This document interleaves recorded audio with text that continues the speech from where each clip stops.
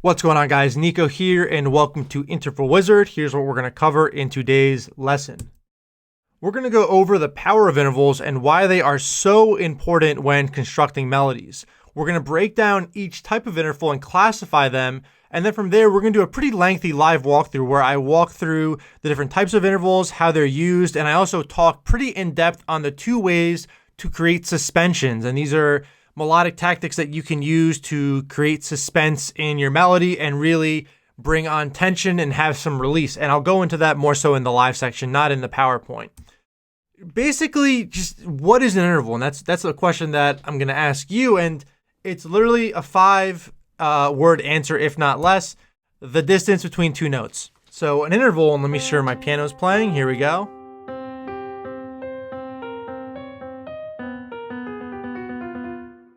All that is, guys, is the distance between two notes. And the way a melody is constructed and the way chords are constructed actually is just creating separation between different types of notes.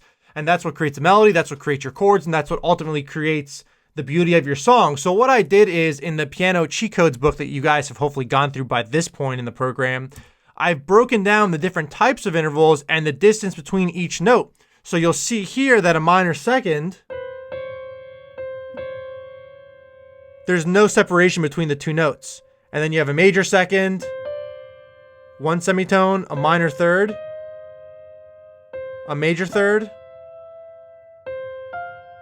a perfect fourth, and then a tritone, right? And you can play through all these right now if you want while I'm doing this. We're going to go, again, pretty much in depth in the live program part of this. And then we have the perfect fifth, which has 6 semitones. We have our minor sixth. We have the major sixth, the minor seventh, the major seventh, and again, remember the major chords, and then we have an octave. And this is really, all a melody is a combination of these 12 intervals, and that's, what makes or breaks a song and what really ends up keeping the listener engaged throughout the entire time, and how well do you use the intervals. Now, if we look at our chords, every chord is actually constructed off of intervals as well. And then we have a major C chord here. Our C to E is a major third. And then the E to the G is a minor third. And that creates a major chord. Now, if you switch the two and you have your first interval as a minor third, and then you have an E flat to a G, which is your major third, that ends up creating a minor chord. And then our power chords in reality are just perfect fifths. Now, you may say, well, Nico, there's only 7 notes in the key. I feel like there's only 7 intervals that we can do. And actually, that is not the case. So when we jump from different notes, let's just say we're in the key of C, and here's my beautifully laid out piano.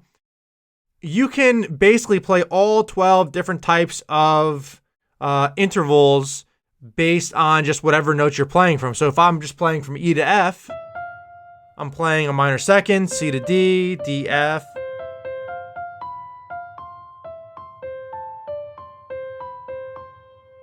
And really, you can just play through all these different interval types, and these are your 12 intervals, right? And I only cover ascending intervals. It doesn't, guys, it doesn't really matter that much ascending versus descending. Just know that there's separation between all these different notes, and the way to study them and the way I study them is just based off of the separation. And it really just, this is more so like, you don't go through songs and analyze each interval.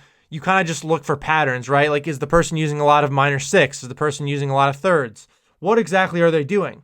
Now, I will say this much, when you know the certain order of notes, you can basically start the songwriting process on the highest note possible. And what I mean by that is, once you know what a perfect fifth is, once you know what a perfect fourth is, and you see these different patterns in some melody writing, it's going to help you out a lot. And in Melody Starter, which we've gone through at this point, it's basically just a bunch of intervals, right? And that's how you construct it. And once you add rhythm to your favorite melody using these intervals, and you have the really good melody starters down, that's when you become the next Avicii, because Avicii, Kygo, the Beatles, anyone that had really good melodic music just used the same process on the piano of figuring out their interval pattern and then massaging it from there with different rhythmic patterns, right? And that's really what we're going to go through, and we're going through throughout all of the live training in this program. It's, melody, chords, and rhythm. And that's a lot of stuff that we're going to cover throughout this and the rest of the program. So with that being said, I just want to say this much here, that we're going to go through the live training in the next video part.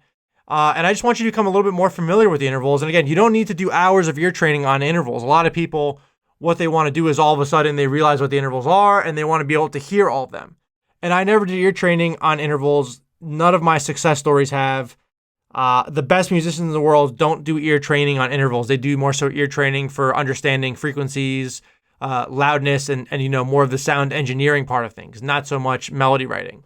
And I want you to figure out your favorite 3 intervals to play. So go back to this page and figure out, what are your favorite 3 intervals. I'm a very big fan of the minor 6th and the major 6ths. I love those. I'm also a big fan of the perfects, the perfect 5th and the perfect 4th, and I also love octaves. I love all intervals though, and it really just depends on what place you want to use them in your music. So with that being said, I'm just going to leave you one more thing to do, and that's take note of your favorite 3 intervals and play them as I just said. And I just want to tell you that it's what you practice in private that you will be rewarded for in public, and that's a Tony Robbins quote. And again, guys, it's all about practice. It's all about putting in the work. It's all about effort in this program. We don't,